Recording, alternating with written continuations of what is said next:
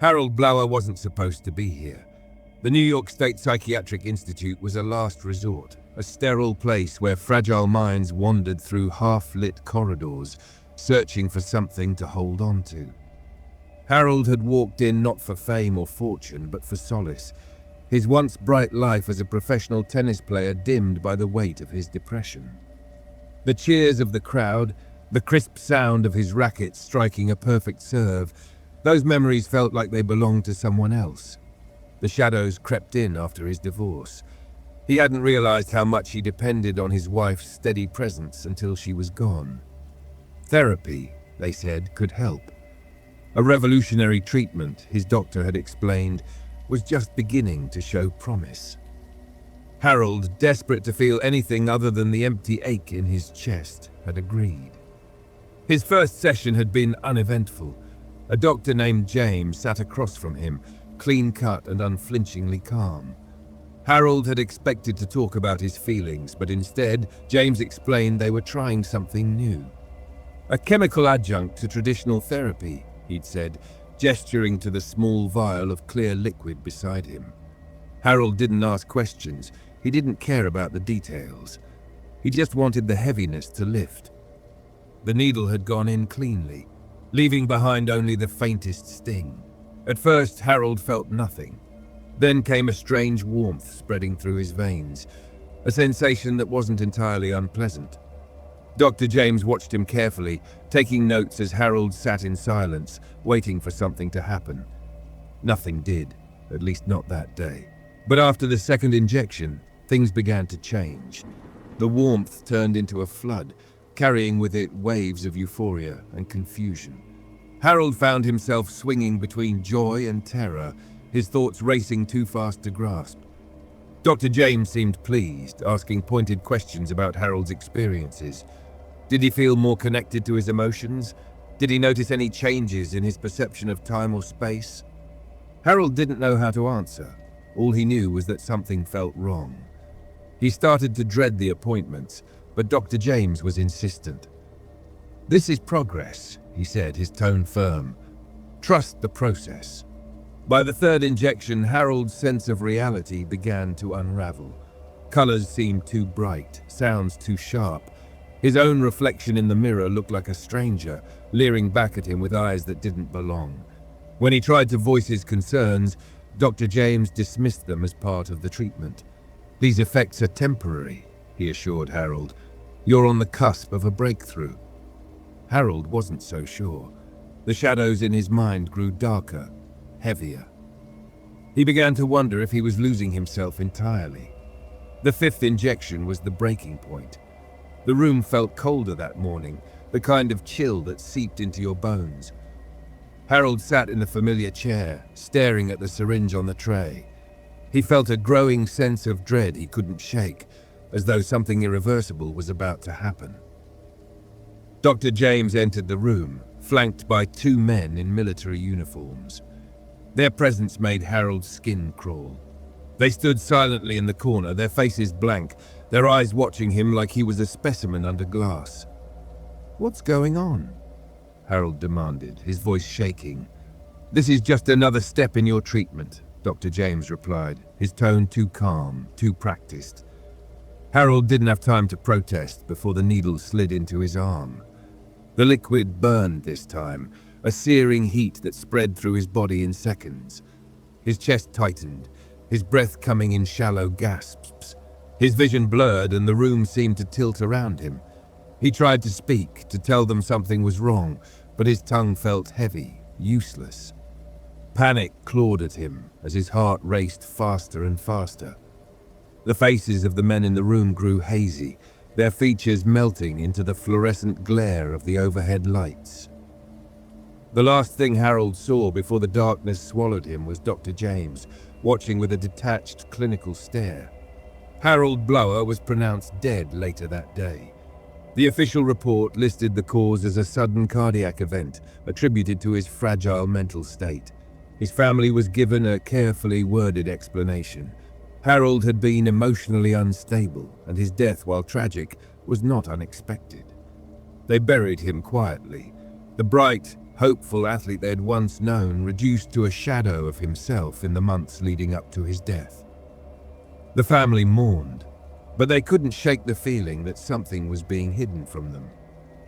Decades later, in the early 1970s, the murky details of a CIA program known as MK-Ultra began to surface during government hearings. Whistleblowers came forward, and declassified documents painted a chilling picture of a secret project dedicated to exploring chemical mind control. Harold's name was buried deep in the files, one of many victims sacrificed in the name of progress. The truth was far more horrifying than his family could have imagined. The therapy Harold had undergone was part of a covert effort funded by the US Army to test psychoactive substances as potential weapons.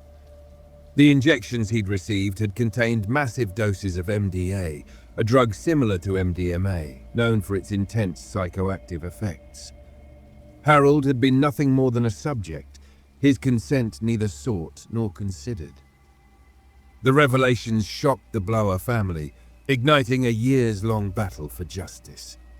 In 1987, after a grueling legal fight, the government admitted responsibility and awarded them $700,000. But the money couldn't bring Harold back, nor could it erase the trauma of knowing how he had died. Harold Blauer's story became a grim reminder of the dangers of unchecked power. The cold corridors of the New York State Psychiatric Institute, the calculated indifference of Dr. James, the silent presence of the military men, all served as chilling symbols of a system willing to sacrifice its humanity for the sake of scientific ambition. Though Harold's voice was silenced, his story lived on, a haunting echo of a dark chapter in history. And in that echo, a warning. Some lines should never be crossed.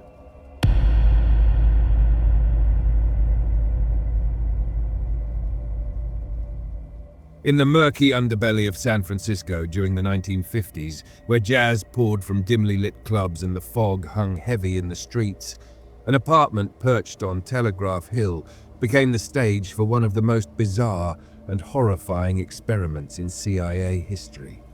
Operation Midnight Climax wasn't just a covert operation, it was a descent into madness, a cold-blooded betrayal of trust and humanity, orchestrated by a government agency tasked with protecting its citizens. It began as a branch of the CIA's Project MK-Ultra, a sprawling initiative to explore mind control techniques during the height of Cold War paranoia. The agency was desperate to find ways to manipulate the human mind, seeking tools to extract information from enemy agents or influence foreign leaders. LSD had emerged as a potent weapon, a drug that could dissolve reality and strip away defenses. But before it could be deployed in the field, the CIA needed to understand its effects on the human psyche. Enter George Hunter White, a flamboyant former narcotics agent with a penchant for bending the rules. White wasn't a scientist or a psychiatrist. He was a man who thrived on chaos, a larger-than-life figure who reveled in vice. The CIA saw in him the perfect candidate to carry out their most audacious experiment yet. White's assignment was simple in its cruelty. Lure unsuspecting citizens into controlled environments, dose them with LSD without their consent, and observe the results. The victims would be men, ordinary men, lured into a web of deceit under the guise of a night of pleasure. The operation needed discretion, but it also needed flair. White delivered both. In 1955, White rented an apartment in San Francisco's Telegraph Hill neighborhood, transforming it into a replica of a high-end brothel. The walls were lined with red velvet curtains, the lights dimmed to a seductive glow. The bar was stocked with whiskey, gin, and other temptations to loosen inhibitions. But behind the surface of debauchery, the space was rigged for surveillance. White installed two-way mirrors, microphones, and recording devices, turning the apartment into a sinister laboratory. Local sex workers, recruited by White, were the bait. They were instructed to bring men back to the apartment, spike their drinks with LSD, and then leave once the drug took effect. What followed was chaos. White and his colleagues would sit behind the mirrors, watching, drinking martinis, and taking notes as their unsuspecting victims descended into a hallucinogenic nightmare. The men had no idea what was happening to them.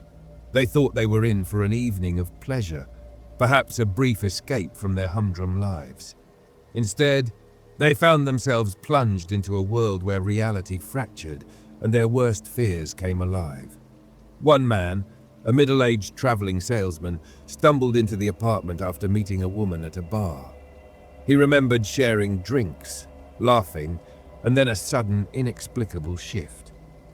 The room seemed to twist and pulse, the walls breathing like some grotesque living organism.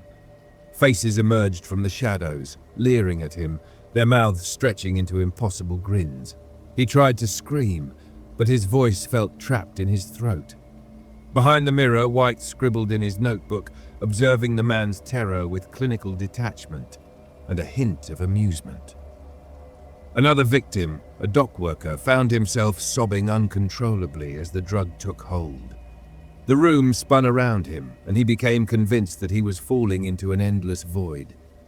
He clung to the furniture, his fingers digging into the upholstery, while White sipped his drink and jotted down notes about the man's emotional degradation.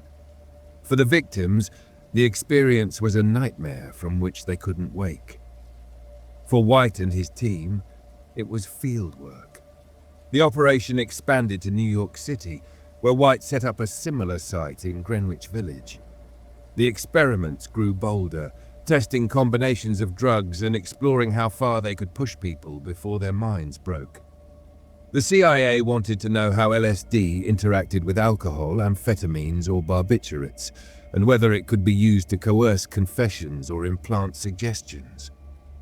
One particularly chilling account involved a man who was drugged with a mixture of LSD and amphetamines. He became convinced that his body was being consumed by fire. He stripped off his clothes, clawing at his skin until it bled, while White observed, noting the man's physical responses with eerie fascination. White's journals, later declassified, revealed his callous indifference to the suffering he inflicted. In one entry, he described a subject who had spent hours trying to escape the apartment, convinced he was being chased by invisible demons. White's comment, "Fascinating response to stimuli," shows potential for psychological warfare. As Operation Midnight Climax progressed, it became clear that it wasn't just about research. For White, it was a voyeuristic playground, a chance to indulge in his darkest impulses under the guise of national security. He often drank heavily during the experiments, mixing martinis as he watched his victims unravel. To him, they weren't people. They were subjects, tools in a twisted game. For the victims, the psychological toll was devastating. Many were left with lasting trauma, plagued by nightmares and paranoia. They didn't know why their minds had betrayed them, why they were haunted by visions they couldn't explain. One man, a father of two, became convinced that he was being followed by government agents. His wife eventually left him, unable to cope with his growing paranoia and erratic behavior. The most insidious part of Operation Midnight Climax was the secrecy. The victims had no idea they had been part of a government experiment. They were left to suffer in silence, their lives destroyed by forces they couldn't comprehend.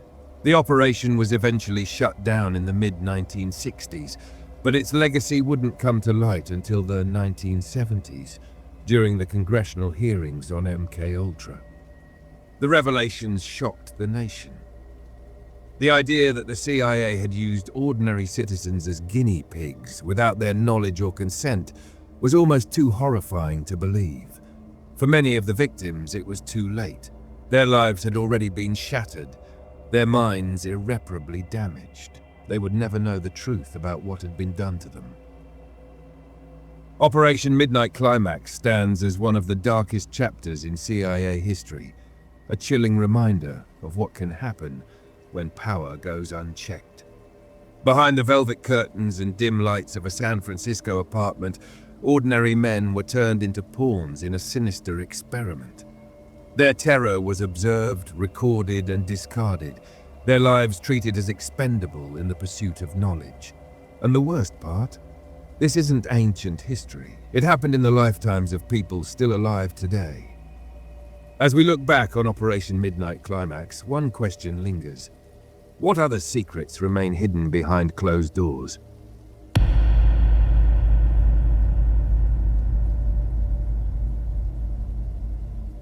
The Allan Memorial Institute loomed over Montreal like an old sentinel, its stone facade cold and unyielding, hiding decades of untold secrets. Inside its sterile walls, beneath the fluorescent hum of lights, was a place that promised healing for broken minds.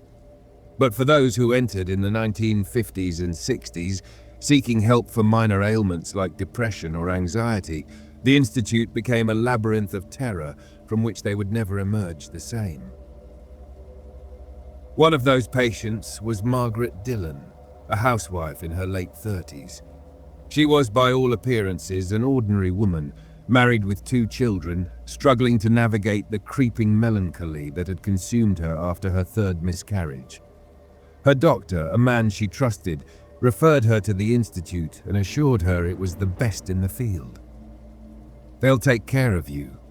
He said, Dr. Cameron is a pioneer in mental health." Margaret arrived at the Institute on a chilly October morning. The air smelled faintly of antiseptic and damp stone. Dr. Ewen Cameron greeted her in his office, a tall man with piercing eyes and a clipped, almost mechanical tone. He explained that her condition could be treated with psychic driving, a revolutionary therapy that reconditioned the brain to erase destructive thought patterns. "It's like wiping a chalkboard clean," he said, leaning forward. "Once we remove the negative, we can rebuild something entirely new, something better." Margaret, desperate to feel like herself again, nodded. She didn't ask too many questions. Dr. Cameron's credentials were impeccable, his demeanor confident. Surely he knew what he was doing. She signed the papers without reading them. The treatments began innocuously enough. Margaret was subjected to hours of monotonous recordings on loop, a droning male voice repeating affirmations like, "You are safe, you are loved, you will let go of fear." At first it was strange but not unbearable. She even felt hopeful. But the sessions intensified quickly. Dr. Cameron introduced sleep therapy, long periods where she was sedated, kept unconscious for days at a time, while the recordings played endlessly. When she woke, disoriented and groggy, the nurses would inject her with powerful sedatives to send her back into oblivion. Margaret began losing track of time. She wasn't sure if it was Monday or Friday, morning or night. The world outside the Institute felt distant, unreal. The recordings changed too. The affirmations became darker, more commanding. "You will forget. You will obey. You are nothing without this treatment." Her protest fell on deaf ears. The hallucinations started after the first round of intensive electroconvulsive therapy, ECT. Margaret had expected mild shocks, something akin to a jolt that might reset her brain. But what she received was far worse. High-voltage surges that left her body convulsing and her mind shattered. When she regained consciousness, her head felt heavy, her vision blurred. She saw shadows moving in the corners of the room, shapes that didn't belong. A man in a dark suit stood by her bed one night, his face featureless.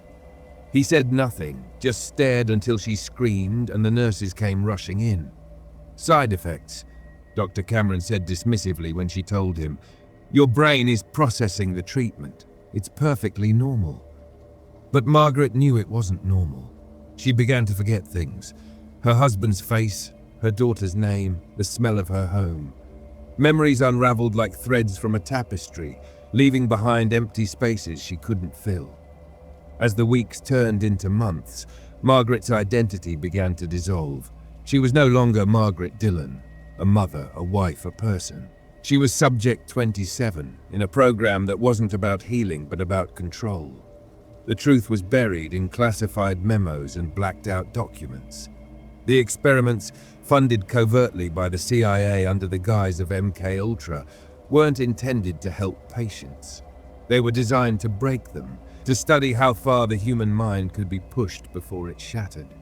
The psychic driving tapes weren't affirmations, they were weapons.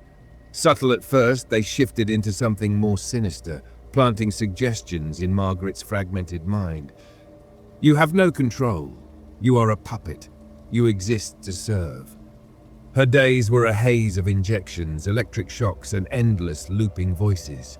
Sleep became a prison, not a respite, filled with grotesque dreams of faceless doctors and cold operating tables.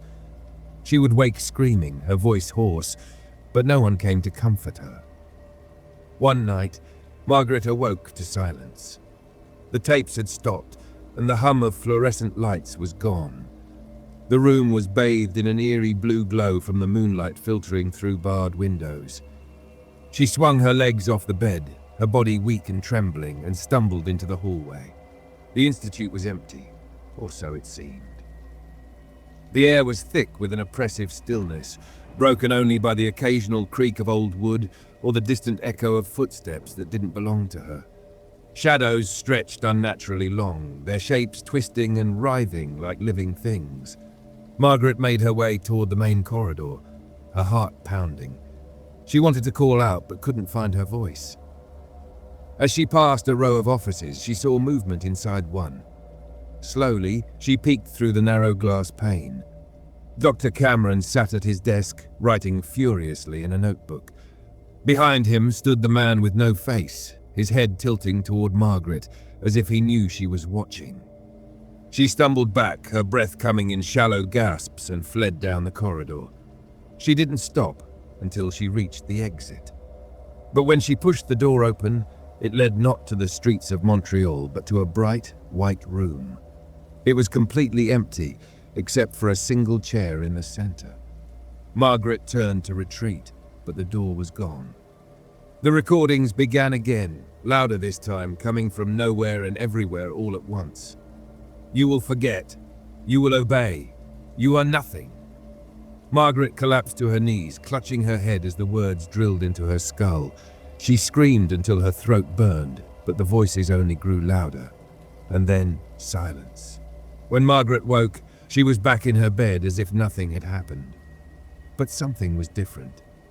She didn't recognize the face in the mirror.